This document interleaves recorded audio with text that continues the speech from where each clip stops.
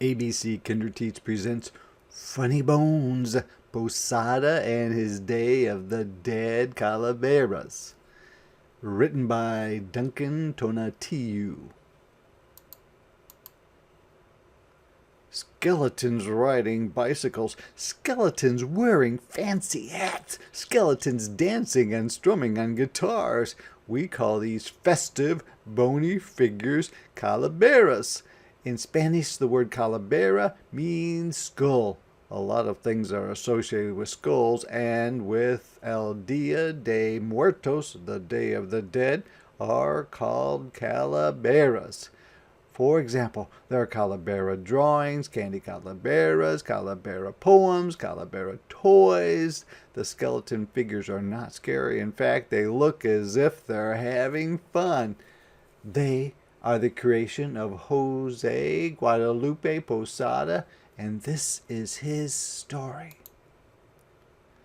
In 1852, in a small house in the Mexican city of Aguascalientes, Jose Guadalupe Posada was born. Lupe, as everyone called him, was the son of a baker and the sixth of 8 children. Lupe's older brother, Cirillo, became a teacher. He taught Lupe how to read and write. Lupe loved to copy the drawings he saw in prints and in books at school. Cirillo noticed how well Lupe drew and helped him enroll at the local art academy. When Lupe was 18 years old, he began to work at Don Trinidad Pedrosa's print shop. There he discovered his lifelong passion for printing. He learned lithography. 1. Use a grease pencil, draw on a special flat limestone. 2. Apply chemicals and moisten the stone with water. 3. Cover the stone with an oil-based ink. The ink will adhere only to the drawing because water and oil don't mix. 4. Use a press to print the image on a piece of paper. Repeat as many times as you wish. Lupe also learned engraving. He helped Don Trinidad print documents, diplomas, flyers, labels for matchbooks, receipts, and invitations for weddings and birthdays. 1. Draw on a piece of wood or a metal plate. 2. Use a cutting tool called a burin to carve around the drawing. This will cause the drawing to be raised above the rest of the plate.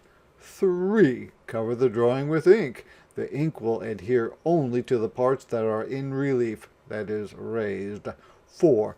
Use a press to print the image on a piece of paper. Repeat as many times as you wish.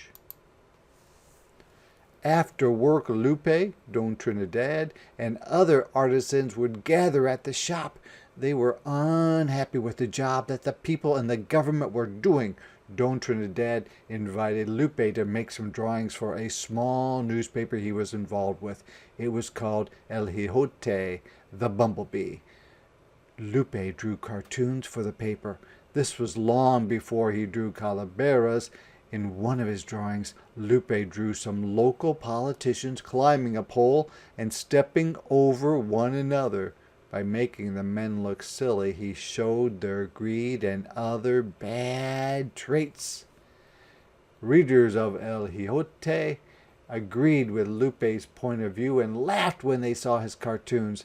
That year, some of the politicians Lupe and Don Trinidad were against lost the elections, but some remained in power and were angry at them. To avoid trouble, Lupe and Don Trinidad decided to move to the nearby city of Leon. Lupe lived in Leon for many years. He opened his own print shop, and everyone began to call him Don Lupe as a sign of respect. He married Maria de Jesus Bella, and eventually they had a son. They named him Juan Sabino. In addition to his printing work, Don Lupe began to create illustrations for books and pamphlets. He also taught lithography at a local school. He became successful and well known in the region. But in 1888, a terrible flood destroyed a large part of the city, including Don Lupe's shop. Don Lupe, his wife, and their son moved to Mexico City, the capital of the country. Don Lupe worked as an illustrator and a designer in several print shops. Eventually, he was able to open his own shop near the Zocalo, the city's main square.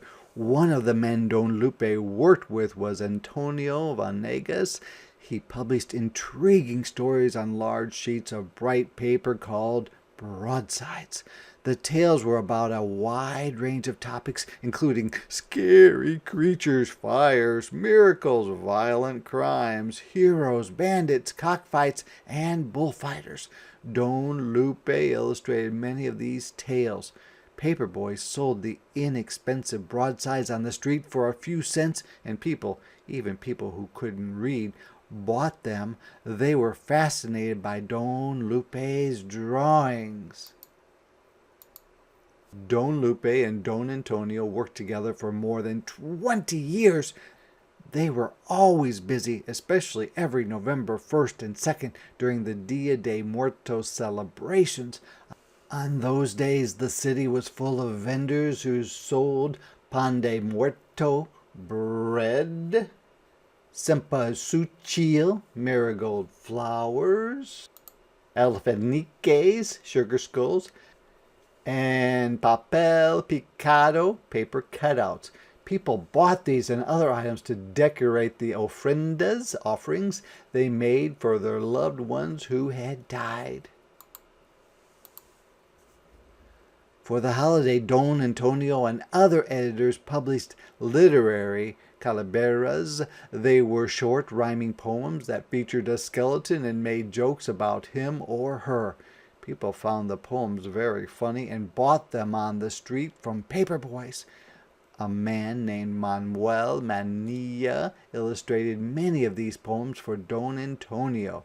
Don Lupe also began to illustrate them, and soon he became a master at it. Calavera Love. It was a warm afternoon in the middle of May. Mr. Bones grabbed his hat and went walking that day. When he noticed a beauty on the opposite street, he ran towards her and kneeled at her feet. "You are the prettiest girl I've seen in my life. Please marry me. Please be my wife." "I am sorry, senor, but that cannot be. You're handsome and all, but too skinny for me." Don Lupe had a lot of work. He was busy all the time. He began using a printing technique that was quicker than lithography or engraving. It was called etching. 1. Use a pen and acid-resistant ink. Draw on a metal plate. 2.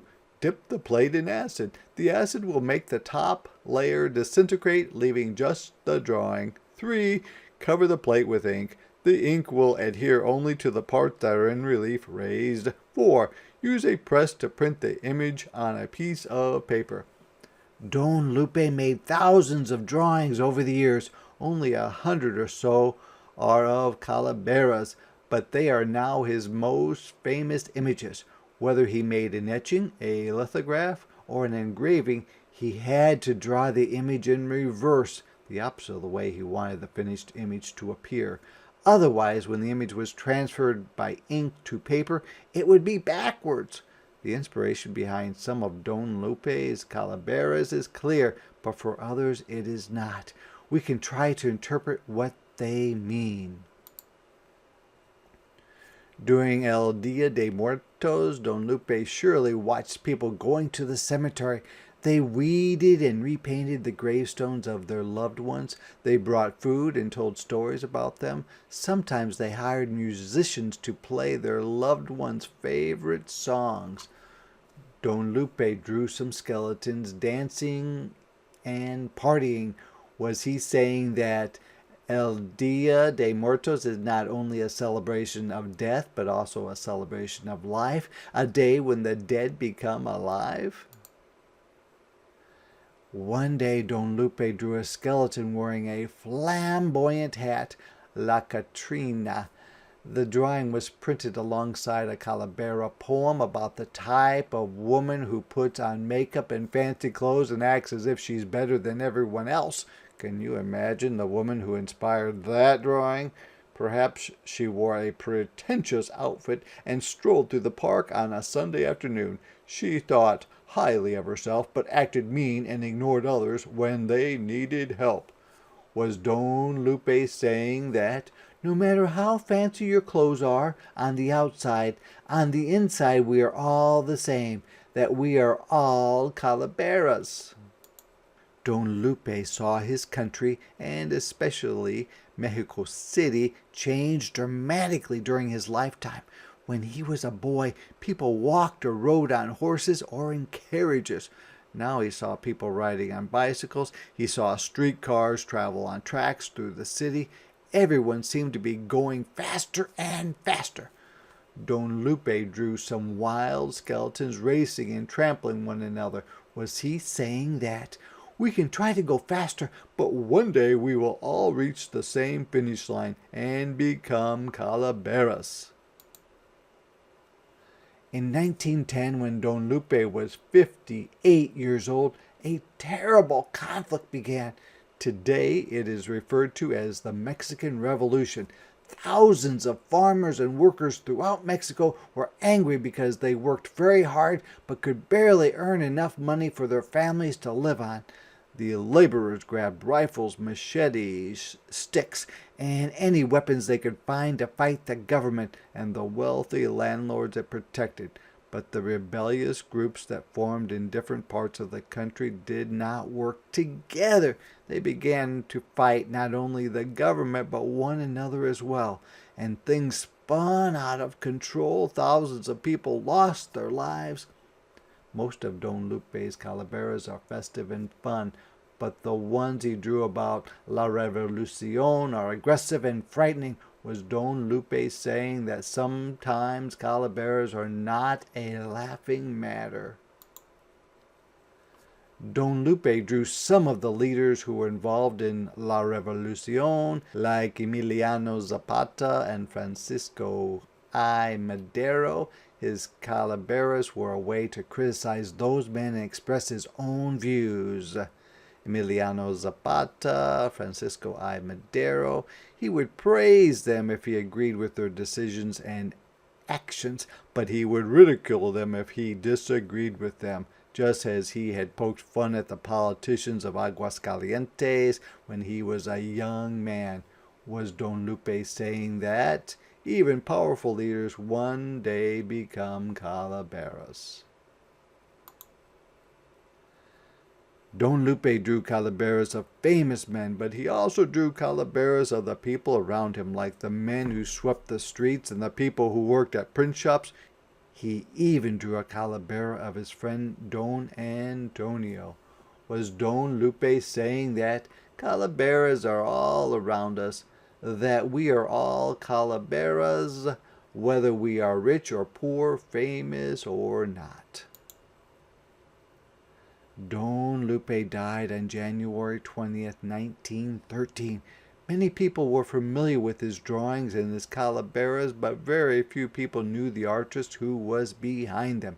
It was years after his death that historians and artists such as Jean Charlot and Diego Rivera began to wonder who had drawn such wonderful images. Today, Jose Guadalupe Posada is not called Don Lupe anymore. He is simply called Posada, which is the way he signed his work. His art is celebrated in Mexico, in the United States, and around the world. Some people even dress like Catrinas and parade on the streets during El Dia de Muertos. And on that special day, there is always somewhere an altar with an ofrenda to remember the great Don Lupe Posada. What would Posada's calaveras look like nowadays?